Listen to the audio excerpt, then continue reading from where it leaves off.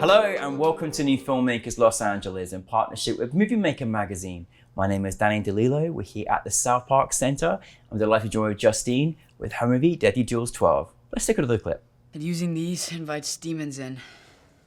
I just gotta make sure she's not just like joking. She's funny. You think this is a joke?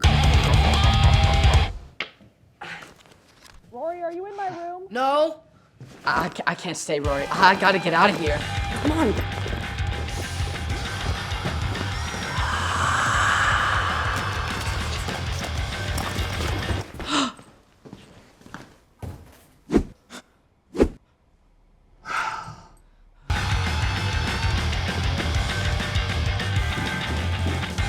Wait up. I'll pray for you. Justine, thank you so much. Thank you for scaring the life out of me. Glad.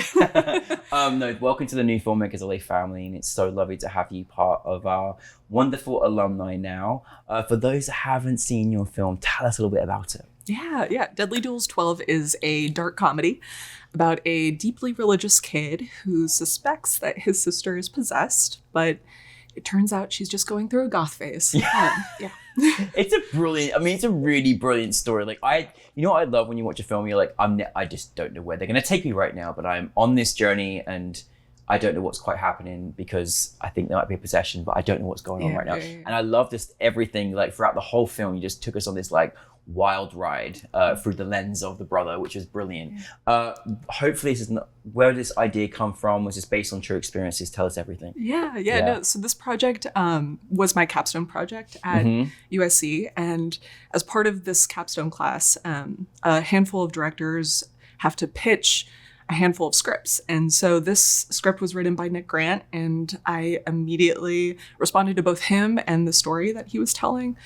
Mostly because I was also a pretty religious kid in some ways. And so I related to Rory in that way, and the ways that I think religion can sort of seduce somebody who's seeking a sense of control in their life. And I think that's what was happening with Rory and happening within the story. And yet the message at the end of the film really is to let go of any sense of control that religion can provide, and to also just let people be, and to give people the space to fully be themselves. Absolutely. Actually, it's funny because you mentioned that last night, and I really relate to that coming from that kind of religious household as well. And just like thinking to myself, like when we're taught to be a certain way, it's kind of a type of control and in essence, everything else.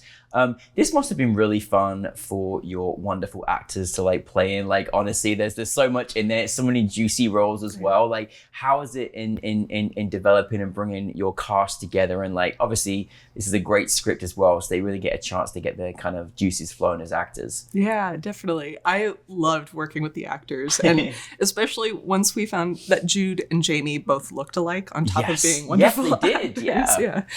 That was a lot of fun. And really, I think what I casted this alongside my friend Willa Cathrell-Tuttleman, and one of my favorite parts of the process in general in filmmaking is casting. And I think once we found our kid, that was the main thing, finding Rory and building a cast around him. And we did that. And I think finding people who are willing to play and have a lot of fun with the role and willing to improv too. And part of also, I think, the benefit of being a USC production was having that name attached to the project helped bring in talent or establish a sense of trust in that institution and then the film. Yeah. Especially when actors are bringing their artistry, but they're volunteering their artistry too. So weren't able to pay them, but they just brought their A game. So no, definitely. I mean, obviously USC is a lot of amazing films from USC and students, and part of those amazing programs that they have as well.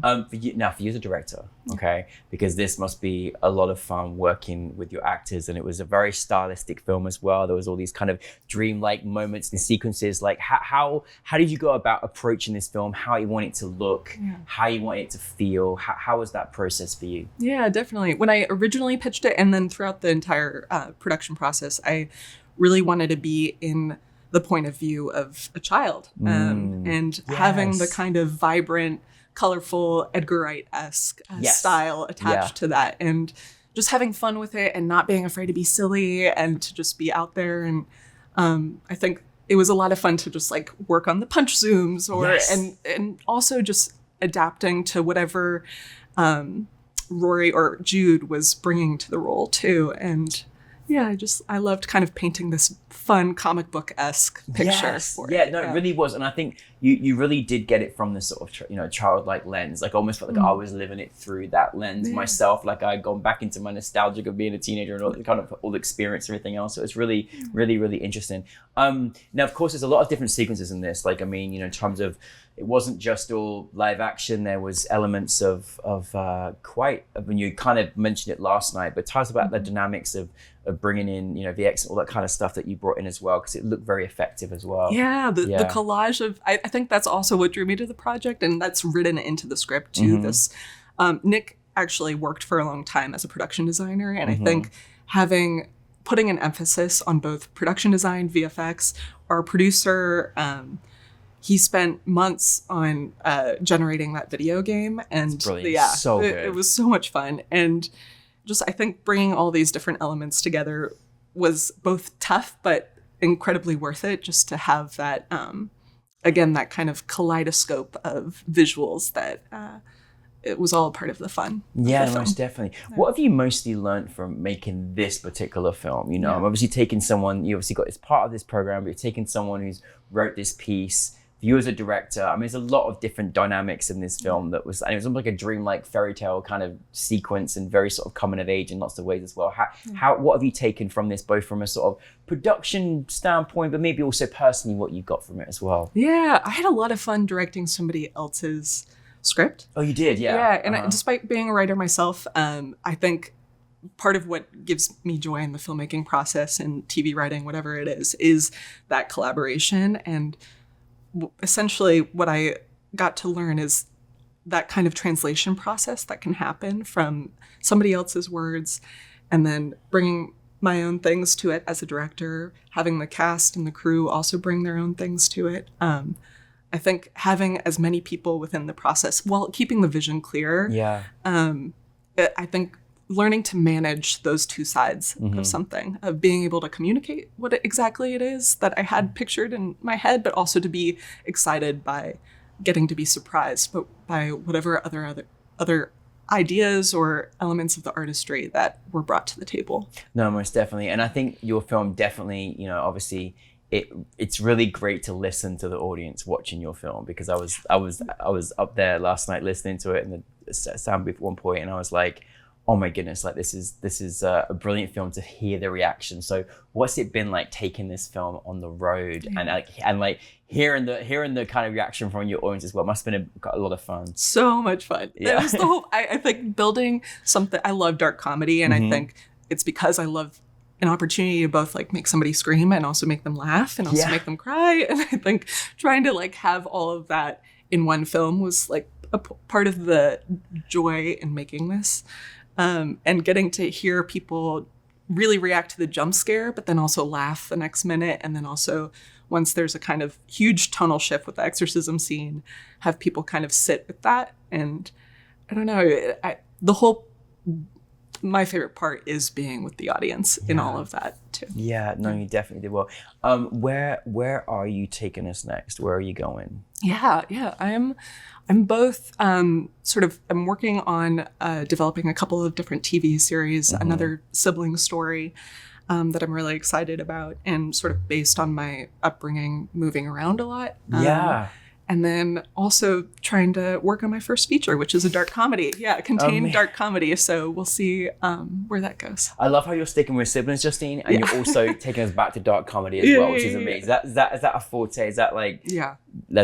I love a cheeky drama or a really moving comedy. So we're ready, and we need it. Like, we need all these. We need this drama. You did such a great job with this particular film, because I just feel like you've got this niche of where I just really didn't know where you were going to take us, and that as an audience member is such a gratifying thing to feel like you're on this kind of journey, and especially a dark comedy. So where I started with the film to where I finished was a roller coaster, and I love you for that. So thank you. I appreciate that. Any advice for filmmakers out there that you go by as an artist, as a filmmaker? Is anything that you kind of go by that you could maybe share with our filmmaking audience? Yeah, I think just connect with people, meet with other artists. I think for a long time, I was a little scared of attending networking events or all that sort of thing. And I think that's where I've met some of my favorite collaborators too. And then going to school, of course, and being with a wonderful cohort there.